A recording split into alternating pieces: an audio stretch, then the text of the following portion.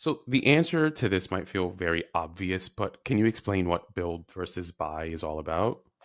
Sure. Um, so, so I guess there's a lot of, particularly in product development, there's a lot of kind of times when you're wanting to build a new feature and there is some kind of third party that could offer that feature in some way for you. So like, OpenAI is really hot at the moment, let's say. And like you could try and train your own AI models, but you can also buy them from OpenAI. And the balance really is like, if you buy the thing, you can see like a price list and you have this like very direct cost. Whereas if you're building it yourself, often that is free in that there's no like direct dollar cost that there's no like invoice you get once a month. Um, but there's kind of the costs you don't really necessarily look at of like how much time it takes you to build it. Like, could you build that feature in 2 weeks versus 8 weeks? And then the second layer of cost is like what happens ongoing. Like in 6 months' time, you're gonna have to spend another 2 weeks like fixing bugs in the system you build yourself, which like pay someone else to do it. They'll keep doing that for you. And then that's kind of the two key things really. I think that the article I wrote is like a very extreme example, right? Where it's like a feature of like a product is like building a little internal system.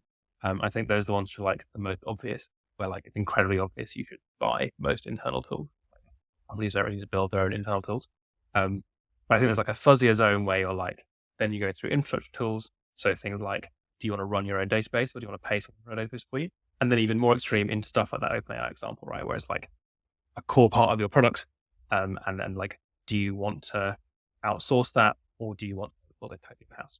So speaking of your article, in your article you mentioned this experience of building an internal expense platform. Can you give a little bit more color there? I'm just like really curious about what the story behind that story is. Yeah, I think so. So when I was working, previous place I worked, first job out of university, um, and I was like, I'd get really annoyed about little things. Like it's very easy to get annoyed about like bad UX, basically. And I think like engineers and also like lots of people in product get extremely irritated when they're like, I could build a better thing. Um, and internally we don't call it nerd sniping, where like, I tell someone that I'm annoyed by something and then it kind of irritates them into doing something to fix it. Well, I kind of got nerd sniped by how annoying I found like filing expenses basically. Um, it was like this whole system which had like reports and you'd like group your expenses together. And like me as an engineer who was like expensing, like buying a book was very confused by this. Whereas like, I think actually it was totally legit. It's like, if you're a salesperson, you're going on a trip, it let you like group all of your expenses together for that trip into one thing and like have them all approved. Um, but to me, trying to buy like go to a conference or whatever, spend like £200. I was like, this is ridiculous. I can be better than this. And so like a friend of mine and I spent an evening after work, hung in the office, had some beers and had a go. And like you can get something going quite quickly. And because it was a very small company, we just kind of started using it. And also because I was friends with our finance person. So we ended up with this like Frankenstein system after like, 6 months. It was running like a lot of expenses, like we'd grown a lot. And so there was like lots of salespeople who were like on trips and people like expensing coffees, one-on-ones and stuff. And it ended up being this like absolute nightmare and went from being like a fun thing you do in the evenings to like eating up one person's time 1 day a week, let's say.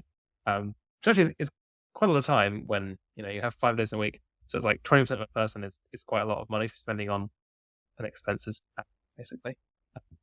And then you get people like demanding more. And ultimately it was like the cost of buying some other system was like way lower than spending that money on someone's salary. Gotcha. So, in your experience with all that said, what are some situations that someone should consider buying as opposed to building? I kind of think like the default should be to buy because everyone's instinct is to build stuff, right? Like everyone's instinct is like, oh my God, I can't spend $10,000 on that thing. That's ridiculous. And so like, because most people's natural instinct is to build everything, like you have to like consciously default yourself to buy and then only occasionally work yourself back. It's like setting yourself the challenge of persuading yourself to build it is worth it because otherwise you'll always build it. If that makes sense. How much of a factor would you say operational maturity is in this conversation? You know, whether you want to go build or buy. If you're 6 months old, should you always buy because you may not have the sort of infrastructure in place to build? Or, you know, should you build because you want to sort of build up some of that maturity? Like, just like, again, how much does operational maturity factor into this conversation? Yeah, I think that's interesting. So I think an example of this would be like we recently moved from Heroku to Google Cloud Platform, which is a kind of, it's not moving from like buying to building, but it's moving from like buying all of it to buying slightly less of it. So I think that's kind of an interesting perspective on this. So like when we were very, very small, using Heroku was like just the obvious choice because we didn't have time to like spend any time on operational stuff. We'd really just need to like ship. And then as we grow, like the limitations of that start coming in. So as we grew our team using Heroku, like the limitations there would just like constrain us a lot more. And so the higher cost of like operating our own stuff within the platform became worth it as we grew the company. Whereas like if we'd started from the beginning, like you're starting a new business, you don't really want to spend like a month just like getting to your very first little bit of something. You want to like reduce your time to delivering any value to be as short as possible. Um, I don't think you reach a scale where like you should always build stuff. I think like that can be kind of easy. Like you end up with very large companies where you have teams and teams that are just on internal tooling. And I think it's very easy to slip into that kind of like default I talked about. Like everyone loves building stuff. Like engineers come to work to build stuff. They don't come to work to like, or be excited about paying an invoice for some SaaS, right? So I do think it's like quite hard to keep yourself as close to buying all the stuff as you can, like quite a disciplined thing. But I do think as you grow, your default like takes slightly from like buying absolutely as much as you possibly can to there's some things which are worth building. Gotcha. So I'm listening to this or watching this video, 3 months from now, and I'm saying, I don't care what you say, I'm building everything. I'm not buying. I'm trying to save the revenue that we're making. I'm building. What would you tell me? Like what would be your response? I think you can try and do some napkin maths on like how expensive that actually is. For example, I recently went on holiday and I purchased cheap flights. And then I was stuck in the airport for 6 hours sleeping on a sofa because I booked the cheap flights. And like that is the ultimate example of like not valuing your own time very highly. Like I clearly did not value my time at like £200 for 6 hours. And I had to watch the flight take off as I was lying on a sofa being like, that plane goes direct home and I'm waiting another like 8 hours for my flight.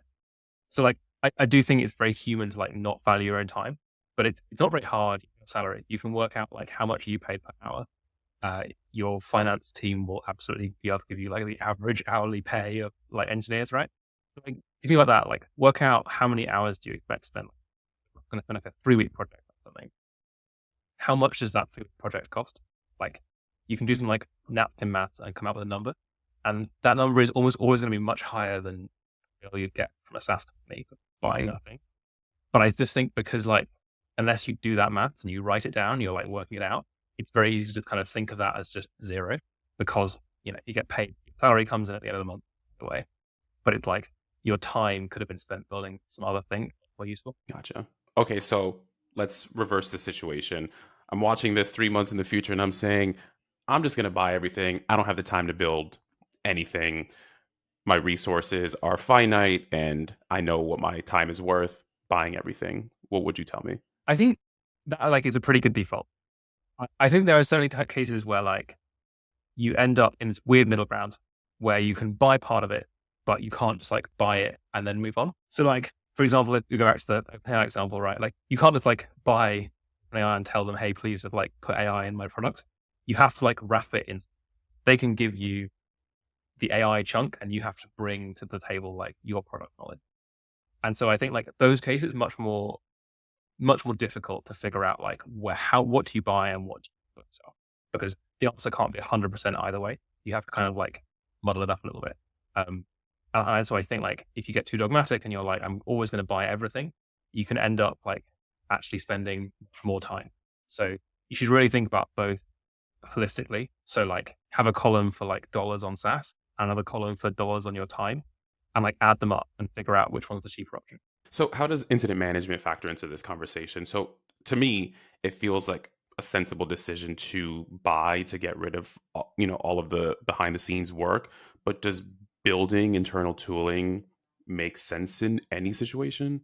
That's interesting. Yeah, I think I agree. Basically, I think like this is much more close to like building your own expense system. It's There's very few companies where like their instant management is a thing which is directly facing their customers. It's a tool for your own employees. It's something which you're going to do within your company. And so to me, like that's the kind of obvious thing, outsourcing and paying someone to run that for you. Um, it's certainly not in the category of like the database, right? Which is like the core thing that drives your product experience for your customers. Um, I think there are cases where like the processes are like incredibly specific. So there will certainly be like industries or specific companies where their business model means that like the instant management process is like very complicated or like very specific. And for those like that may actually form a core part of their customers' experience of their service. But I think there's a pretty rare, and in general, you can like those would tend to fit into that bucket of like you buy most of it and you tack stuff off the end. And there's very few companies where like they should always build the whole thing.